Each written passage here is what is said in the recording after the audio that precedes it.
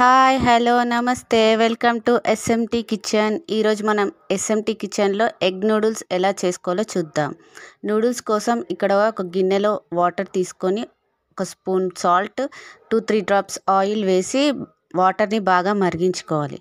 Water బాగా మరిగాక అందులో noodles వేసుకొని ఉడికించుకోవాలి. నూడిల్స్ ఇలా 90% ఉడికాక నీళ్ళు వంపేసి అందులోకి చల్లనీళ్ళు పోసి పక్కన పెట్టుకోవాలి.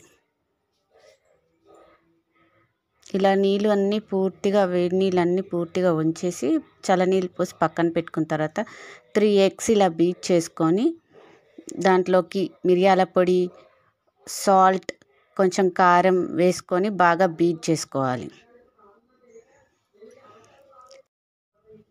స్టవ్ హై ఫ్లేమ్లో పెట్టుకొని ఒక కడాయి పెట్టుకొని దాంట్లో 2-3 టేబుల్ స్పూన్స్ ఆయిల్ వేసి ఆయిల్ బాగా హీట్ అయ్యాక ఎగ్స్ వేసి ఇలా స్క్రంబుల్ లాగా చేసుకోవాలి.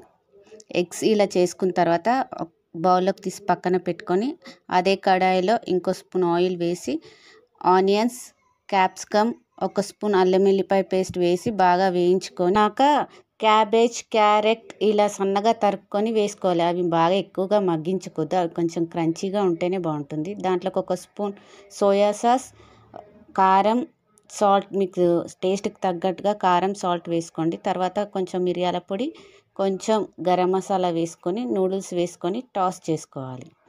ఇలా ఎగ్స్ కూడా వేసుకొని ఇలా టాస్ చేసుకోవాలి.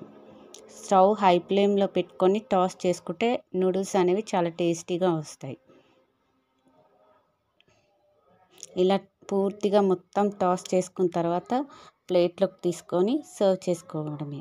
పైన కొంచెం స్ప్రింగ్ ఆనియన్ చల్లుకుంటే yummy tasty egg noodles ready. Thanks for watching.